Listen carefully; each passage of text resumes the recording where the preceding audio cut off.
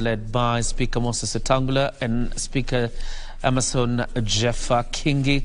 And then all the way the leadership of the House talking about the majority and minority leaders, as well as the clerks of both the National Assembly and the Senate, and the leadership of the judiciary that is ably represented by the Honourable Chief Justice Martha Koome and the Honourable Philomena Mwilu, the Deputy Chief Justice. And on the other end, you have the Guard of Honour now being, or rather, moving off Parliament Road after executing that very noble role of mounting the Guard of Honour for President Dr. William Ruto. That is his first Guard of Honour to inspect and been a meticulous one.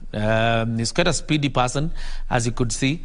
It was a near run.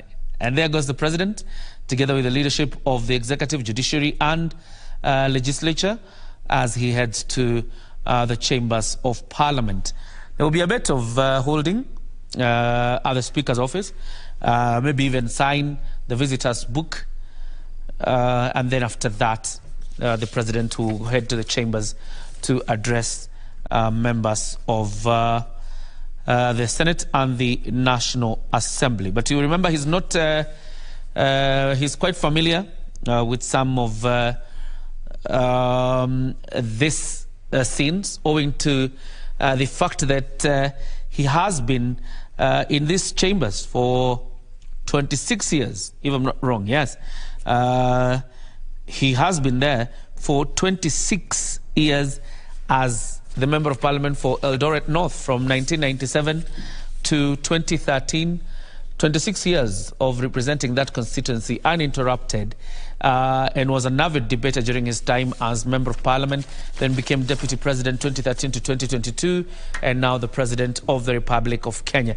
This is how I'll conclude my end from studio. Hand you over to Gladys Mungai, who's on standby in Parliament to give you the order and the parliamentary proceedings live from Parliament. Gladys.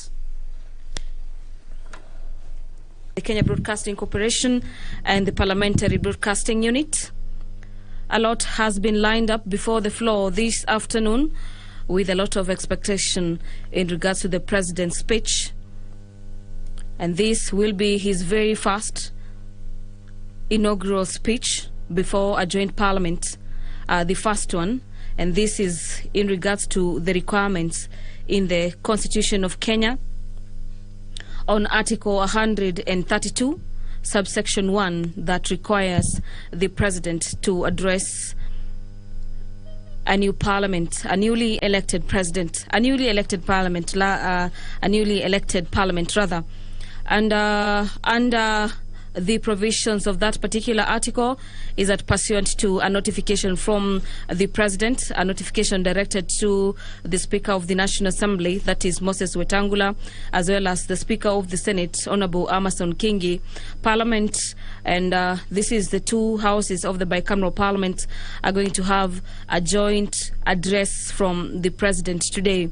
And pursuant to Article 22, subsection 2 of the National Assembly standing orders, and the standing orders number 25, subsection 2 of the Senate, requires the speakers of the two houses of Parliament to notify members of the time and the date of a joint sitting of the houses of Parliament convened in accordance to Article 132, subsection 1 of the Constitution. That has been done, and members of Parliament are already in the chambers waiting for that particular address from His Excellency Dr. William Samoei Ruto. The President is already in Parliament buildings, and this is after he sort of presided over or inspected the Guard of Honour mounted outside Parliament buildings before he makes his way into Parliament buildings, and he will first get to speak to the speakers of the two chambers, that is Honourable Moses Wetangula as well as Amason Kingi on the speaker's wing, and thereafter the team will be making its way to the National Assembly's chamber for that particular address. And this particular joint sitting has been convened pursuant to the National Assembly Standing Orders number 21, subsection 1.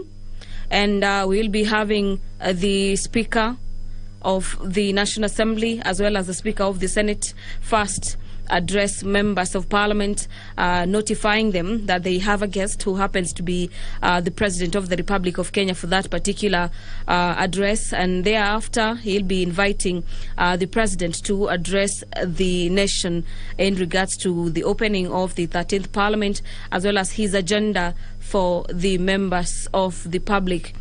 After the address by the President, we'll be having another address by the speakers of the National Assembly and the Senate, and that happens to be the only order in the order of business today. And after the address by President William Ruto, the House will be adjourning until next week.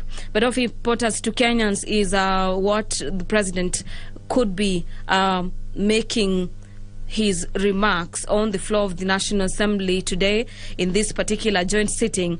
And you understand that the Kenya Kwanza wing is the wing that formed government, and from the expectations from members of the public and Kenyans is that the President is expected to speak about unifying the nation at a time when the peace and tranquility of the nation is quite important for him to spearhead the development agenda. On your screens is direct at the entrance of the chambers. You have members of the clerk as well as the religious leaders already in line and waiting for anything to get to make their way to the chambers this afternoon.